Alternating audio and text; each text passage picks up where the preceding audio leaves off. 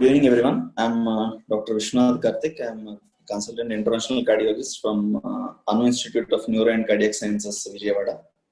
So today I'm going to discuss the topic on iron deficiency in heart failure, one of the most common and most neglected topic. Okay, so the burden of heart failure is increasing in India at an alarming rate, and right. And if you see the difference between the presentation in the when compared to India and the US and Europe in the various parameters. Okay, so if you see the age, the US and European population are mostly around 65 or 65 to 75 age group are affected. Whereas in India, if you see from years itself, the more heart failure patients, and the ejection fraction, also the severity of LV dysfunction is much lower in the Indian population.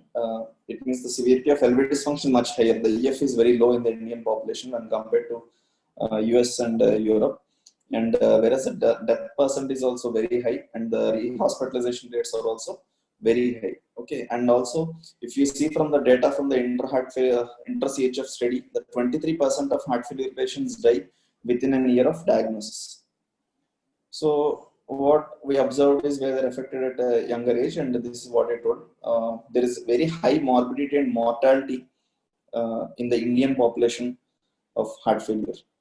So if you see the non-cardiac comorbidities which are associated with heart failure, like the obesity, the lung diseases, diabetes, renal disease, the anemia and iron deficiency play a very major role in determining the prognosis of these patients. And if you see the association of heart failure outcomes here, the anemia is associated moderately, and whereas the iron deficiency is associated strongly. So the one point what you have to observe is the anemia and iron deficiency. You have to look at them independently, because there can be iron deficiency without anemia. So those patients of heart failure who are having normal hemoglobin level, still you should check for iron deficiency and you should treat them. That is the most important aspect which plays here. Okay, and also, so if you're dealing with the comorbidities in heart failure, iron deficiency is a comorbidity that goes unnoticed in heart failure. Okay, so that is the most important thing which I want to discuss today. So what is the prevalence? So countrywide prevalence is given here: US 61.3%, Europe 37 to 50%.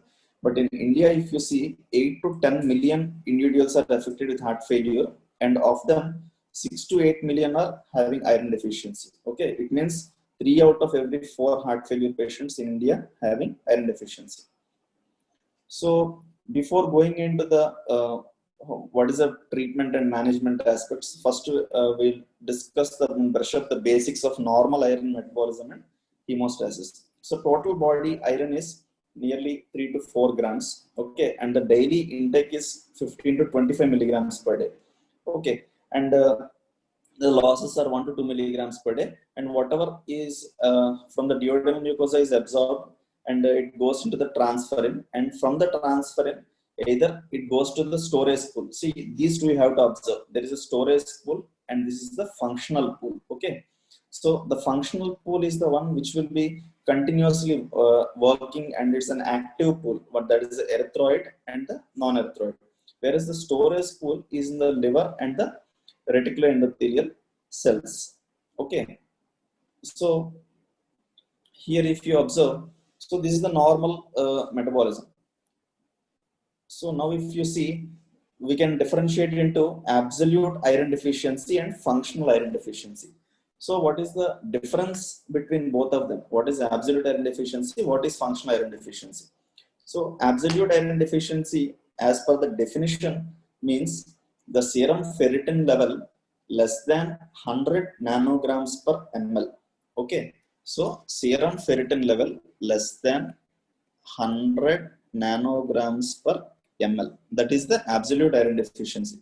Whereas the functional iron deficiency, the serum ferritin level ranges between 100 to 300 nanograms per ml in the presence of a transferrin saturation less than 20%. Okay, So this is the definition of functional iron deficiency. So what is the difference between both of them? We'll see. So if you observe, so usually what is the definition of iron deficiency? The usual population, ferritin less than 30 or ferritin less than 15. Okay, but why the value is high in a heart failure patient? Because if you observe, the ferritin is an acute phase reactant. Okay, so in heart failure patients, the ferritin may be elevated because of the, as it's an acute phase reactant. So we have increased the cutoff value here and made it the as a 100 nanogram per ml is the cutoff value for iron deficiency. Okay, so absolute iron deficiency means there will be reduced intake or and reduced absorption, and because of this, the entire storage pool itself is reduced in the absolute iron deficiency. Whereas in functional iron deficiency, what is happening is because of cytokines, there is something called hepcidin. This hepcidin, what it does is, it, even if there is a storage pool, it inhibits the release of the iron from the storage pool. So what happens? The serum transferrin will be, transferrin saturation is reduced, and also because of this, the iron is not going into the functional pool. So in functional iron deficiency, the storage pool will be okay, but the functional pool is affected. Okay, so with the background of this, now we'll go to the next slide. Okay, so what is the role of hepcidin? As I already told, the hepcidin, it inhibits the release of the iron from the storage pool, or it inhibits the absorption from the duodenum. Okay, so because of inflammation, the liver releases the hepcidin, and this hepcidin affects at these multiple factors. And what happens is, the plasma, the iron transferrin saturation is reduced, and this affects the functional pool. That is, the one is the bone marrow and other is the RBC. Okay, so we'll see what is the pathophysiology of this iron deficiency in heart failure. So in these patients with reduced ejection fraction, there will be inflammation, there will be renin-angiotensin system overactivity and sympathetic nervous system overactivity. So because of all this, what is happening? There will be inhibition of this transferrin receptor protein required for iron input, and this leads to, this affects the mitochondria, citric acid cycle, and reactive oxygen species metabolism. Everything is affected, and this further leads to reduced exercise capacity, increased fatigue, heart failure prognosis is worsened, and the hospitalizations are increased. Okay, so these all we can alleviate by giving the intravenous iron therapy. Okay, why not oral? We'll discuss later. So iron deficiency, what do the guidelines actually say?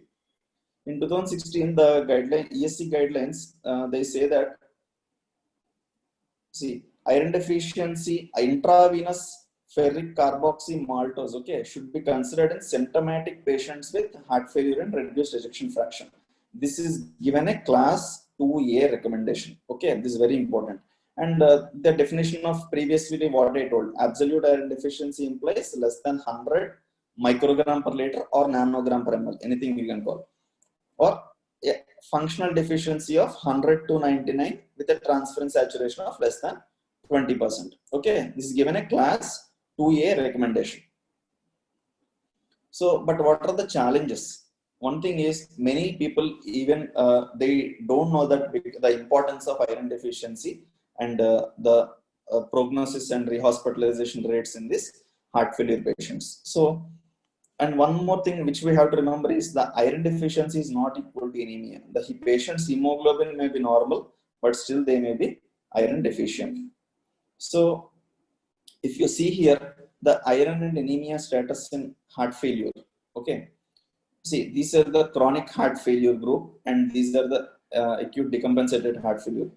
So this light orange color, if you see, this is without anemia, and this dark orange is with anemia. So if you see carefully, the chronic heart failure patients who are having without anemia or with an iron deficiency are more in number, if you observe. Okay, and also the absolute iron deficiency is more than the functional relative iron deficiency. See, the light blue color is the absolute iron deficiency, whereas the dark blue is the relative iron deficiency. So the absolute iron deficiency people are actually more.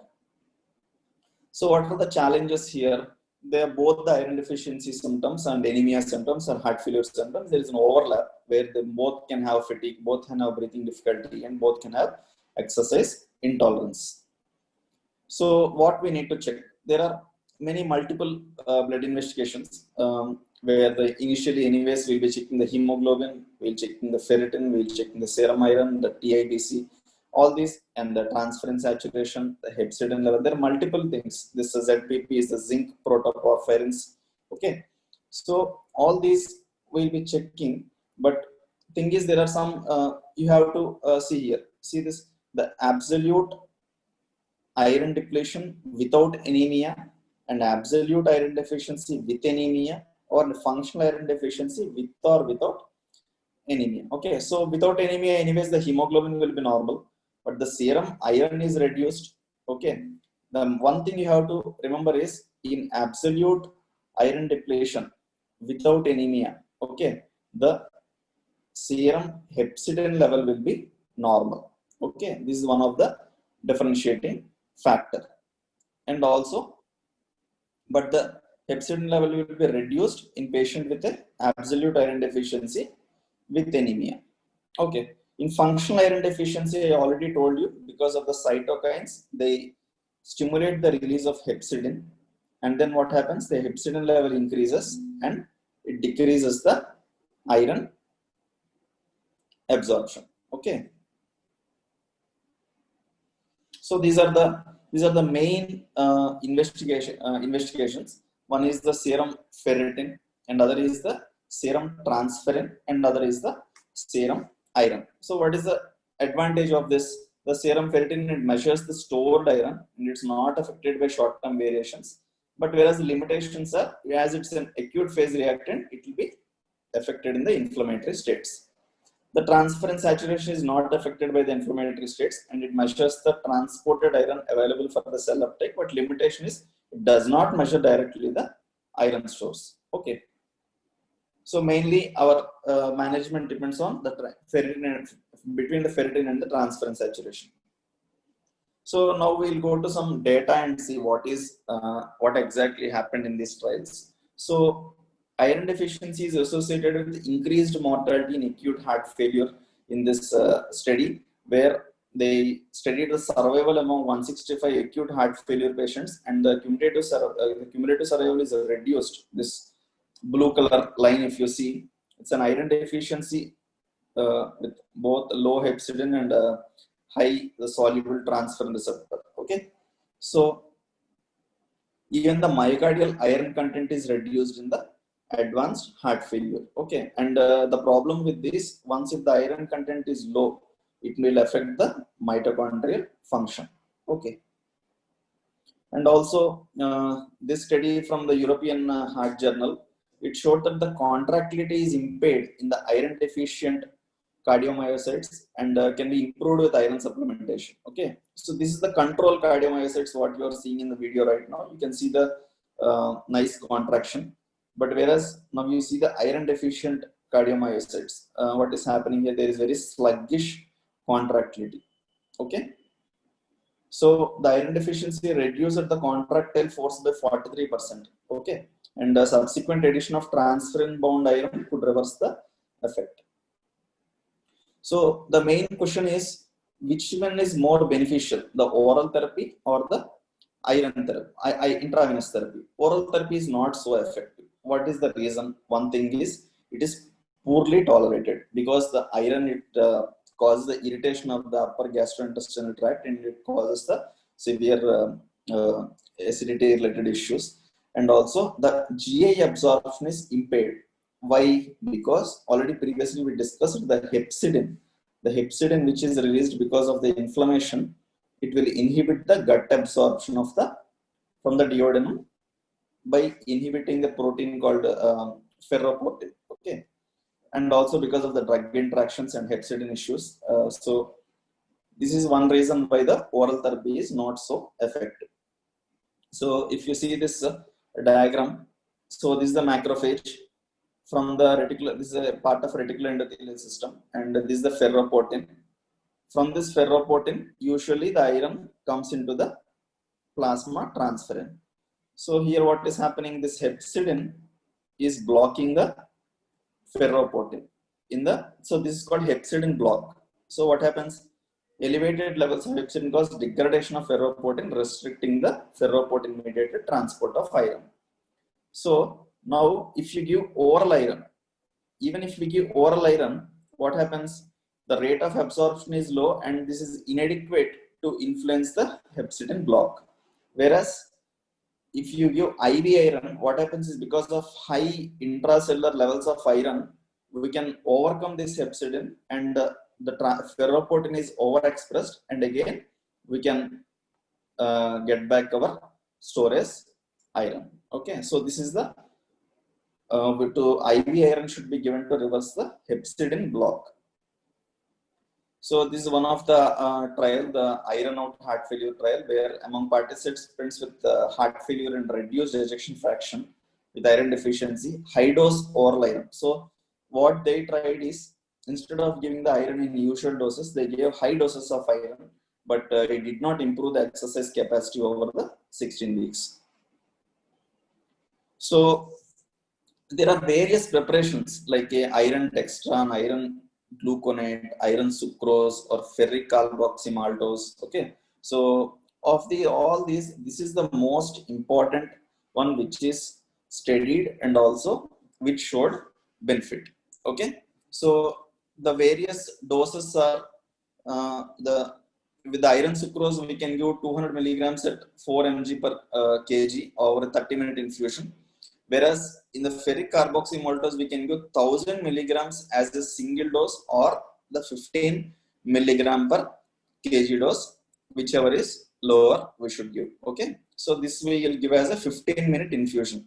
And one of the most important thing about this ferric carboxymaltose is there is no test dose required for this. Okay.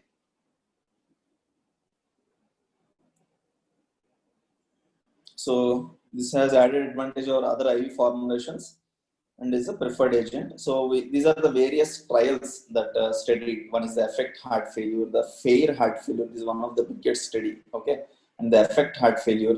All these studies, they study the ferric carboxymaltose. Okay, so here in this rate ratios, if you see, these are meta-analysis. See, in the ferric heart failure, efficacy heart failure, confirmed heart failure, in all these studies, the ferric carboxymaltose improved the functional capacity, symptoms, and quality of life of heart failure patients.